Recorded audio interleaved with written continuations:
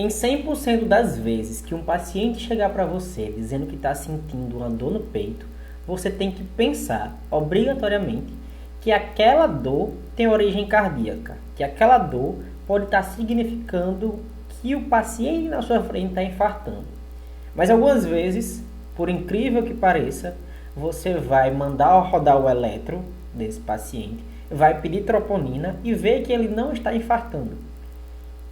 E aí é nesse momento que você precisa saber que existem dores torácicas que são de causas não cardíacas. E é isso que a gente vai ver na aula de hoje. Dores torácicas de causas não cardíacas. E aí a gente vai estruturar essa aula pensando de fora para dentro o que são coisas que podem causar uma dor torácica que não seja o coração.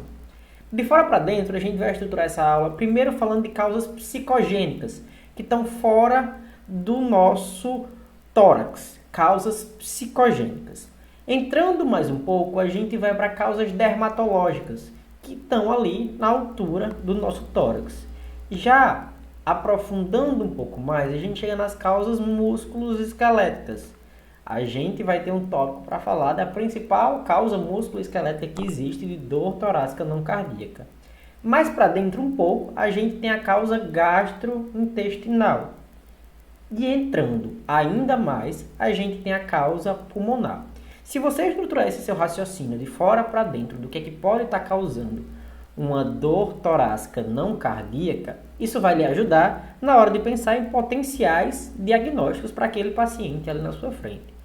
Indo direto ao assunto e começando a falar sobre ele, a gente tem as causas psicogênicas, que são de origem do nosso pensamento e de como a nossa mente processa as informações. Um grande exemplo de causa psicogênica é a síndrome do pânico. A síndrome do pânico ela pode causar a sensação mesmo fisiológica de um aperto no peito e de uma dispneia muito intensa, que mimetiza o quadro de um paciente com infarto, que está infartando na sua frente. Mas tem algumas coisas que lhe ajudam a diferenciar uma coisa da outra. Aqui na causa psicogênica que a gente está usando como exemplo, que é a síndrome do pânico, a gente vai ter uma duração dessa dor por mais de 30 minutos. Além disso, ela não vai ter uma relação significativa com o esforço. Não é que quando o paciente anda, sobe um lance de escada, aquela dor se agrava. Não é porque o coração foi mais exigido que aquela dor aumentou. Não tem uma relação muito grande com o esforço. E, por sua vez, a síndrome do pânico ela vai estar estritamente relacionada, em sua maioria das vezes, com outros sintomas emocionais. E isso vai lhe ajudar na hora de fazer o diagnóstico. Saindo da causa mais externa para uma um pouco mais interna, a gente tem as alterações dermatológicas e a principal delas é a lesão causada pelo vírus que causa a herpes zoster. É o varicela zoster, que também causa a catapora na infância. Fica ali inativado no organismo e volta a ser reativado numa situação de imunodeficiência, de queda da deficiência do seu paciente. E é curioso porque é uma lesão dermatológica que gera uma sensação de queimação. E como está aí nessa foto, que bem vocês podem ver, é uma sensação de queimação que pode dar bem numa região onde o coração se localiza. É uma queimação prolongada, que vai arder por dias.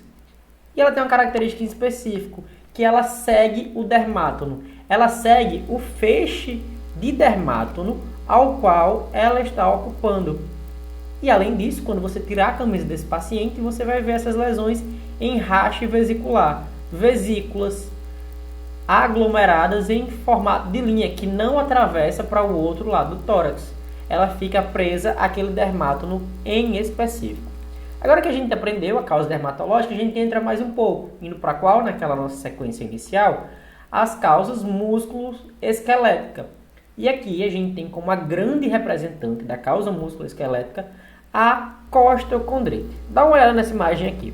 A gente tem uma cartilagem aqui que une o nosso apêndice xifoide com cada uma das nossas costelas. Nessa articulação a gente pode ter uma inflamação.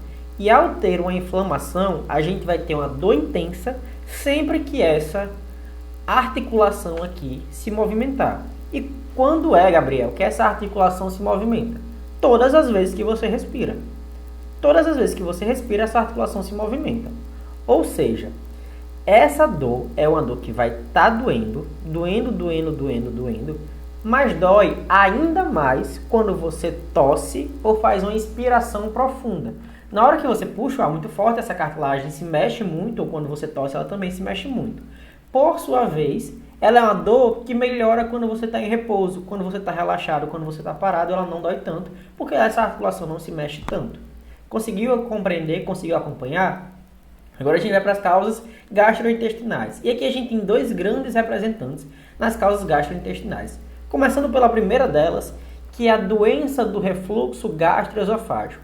Perceba que a gente tem uma região característica da localização do coração, e uma pessoa que sinta uma dor nessa região pode chegar para você desesperado, dizendo que está infartando, que o pai dela já infartou, que a mãe dela já infartou, que ela está na mesma idade que o pai dela infartou, e você fica desesperado por infarto. Você deve ficar desesperado, pensando que aquilo pode ser infarto, porque o infarto é o que vai matar aqueles pacientes mais rápido, e você precisa rodar as medidas necessárias ao se suspeitar do infarto. Mas quando descartado, a gente vai voltar para a investigação de causas não cardíacas.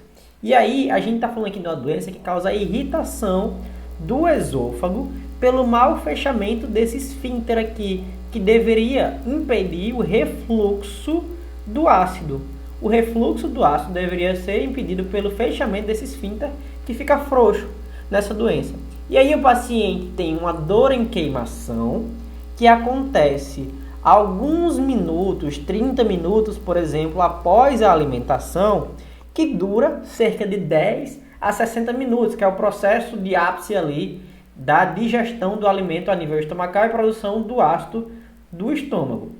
E ela tem uma íntima relação com o decúbito desse paciente. Quando ele deita, esse retorno do ácido acontece de forma ainda mais intensa, porque não tem a gravidade ajudando.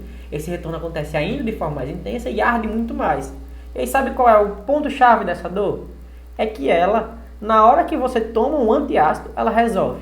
Na hora que tomou um antiácido, essa dor melhorou. E aí você consegue ter certeza que foi uma dor causada pelo trato gastrointestinal. Mas lembra que eu lhe falei que existiam duas aqui nesse grupo? Uma outra possibilidade é uma úlcera gástrica. Uma úlcera gástrica nada mais é do que um dano, olha aqui a imagem em tela cheia, um dano à mucosa do estômago.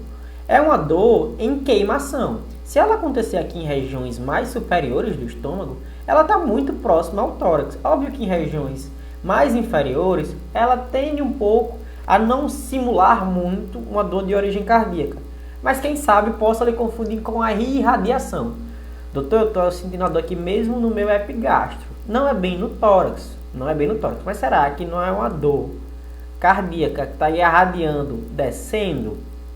Talvez seja, e por isso que ela está nessa aula, porque ela pode lhe confundir.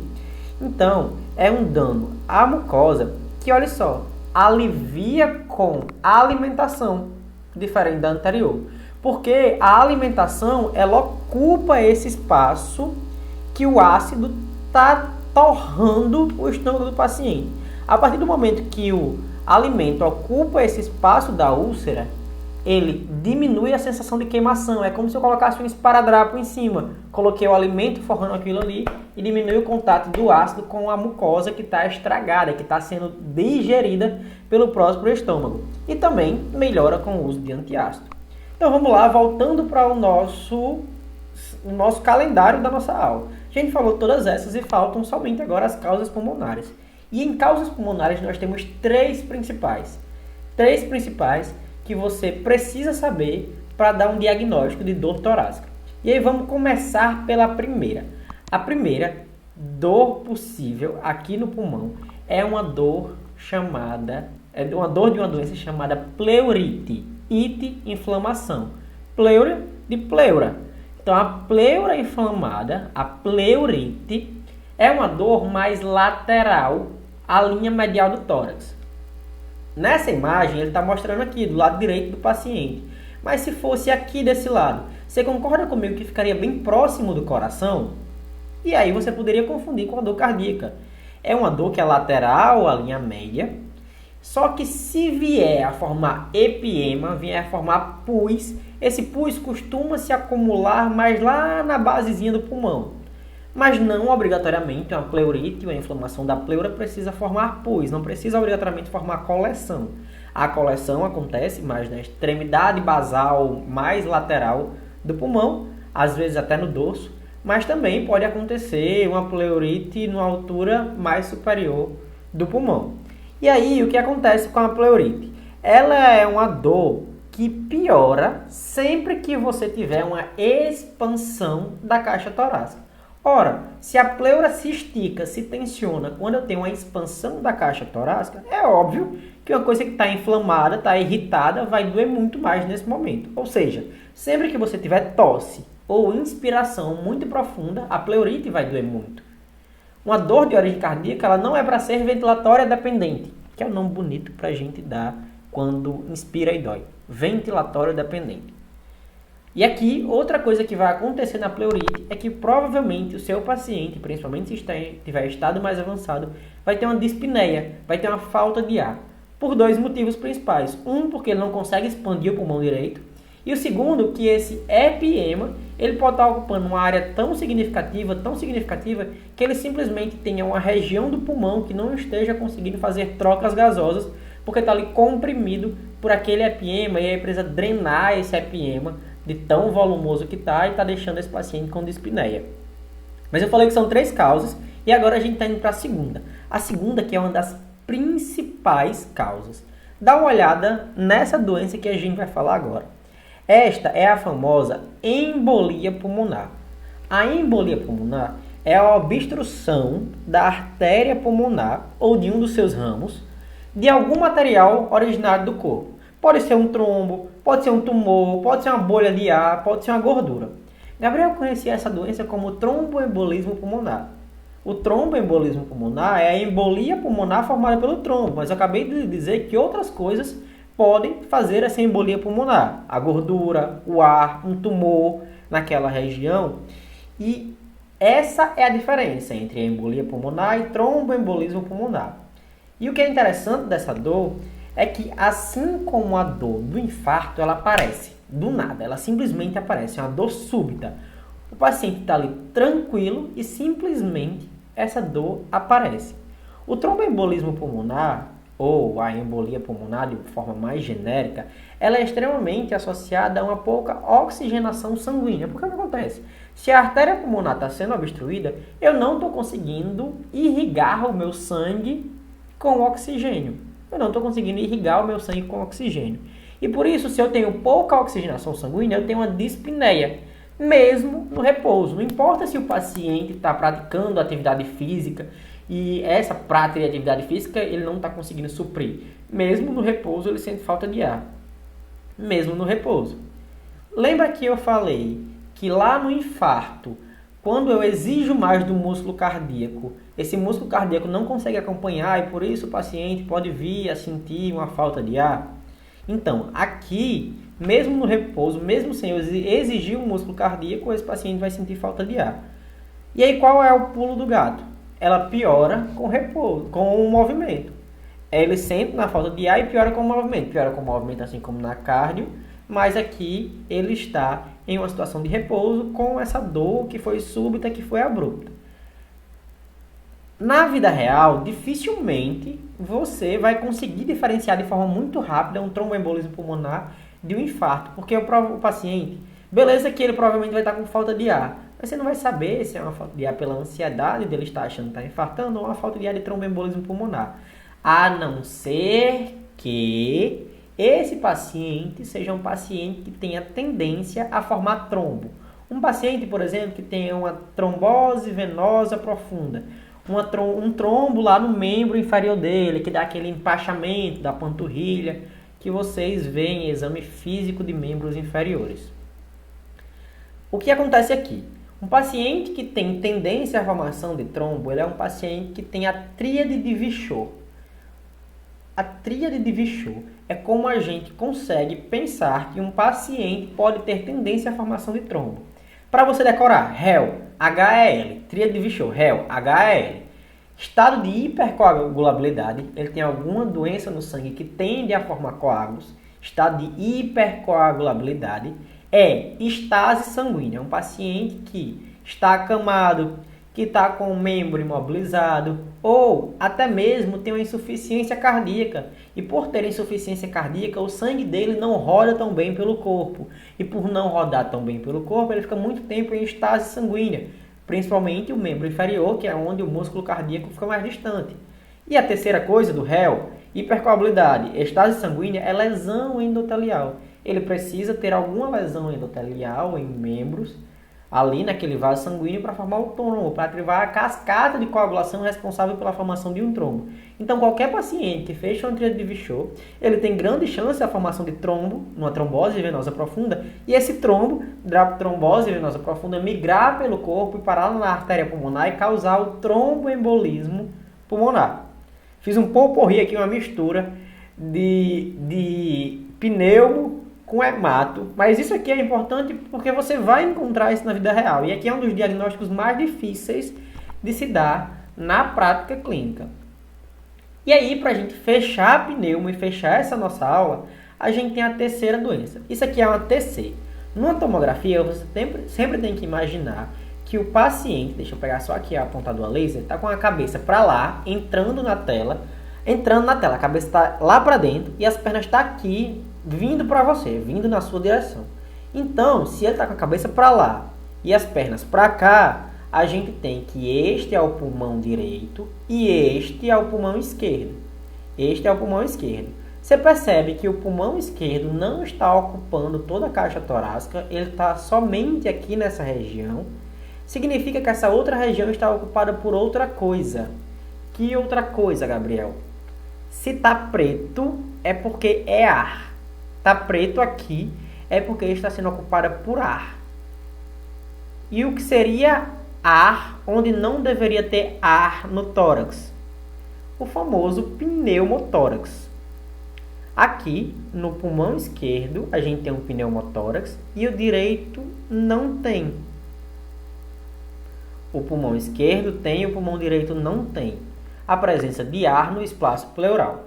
Nessa síndrome, no pneumotórax, a gente tem uma dispneia que é súbita, porque o pneumotórax acontece de maneira súbita. É uma falta de ar súbita que vem seguido de dor.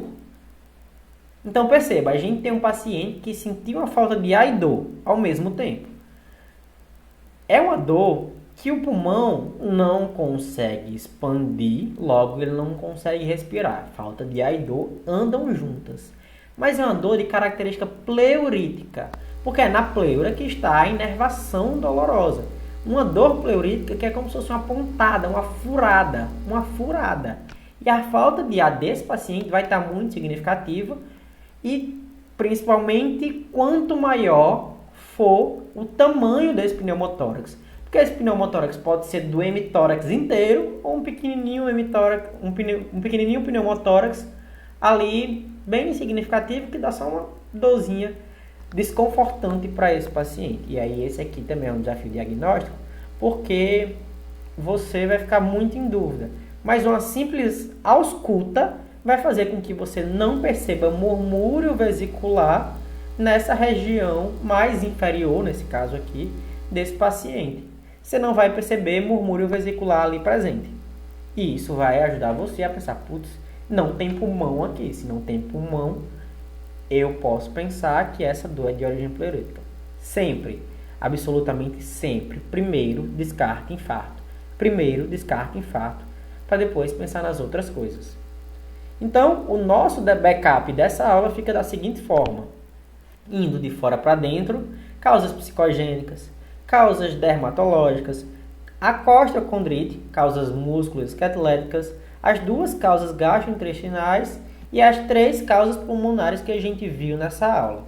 Hora certa para você tirar o print, lembrar de cada uma dessas coisas que a gente precisa lembrar quando não for origem cardíaca do torácica. Eu tenho certeza que essa aula vai lhe ajudar na sua vida prática. Essa forma de estruturar o seu raciocínio vai facilitar muito as coisas e eu queria pedir em troca que você deixasse um feedback do que achou da nossa aula, seja aqui ou seja lá no nosso Instagram. Muito obrigado e até a próxima aula.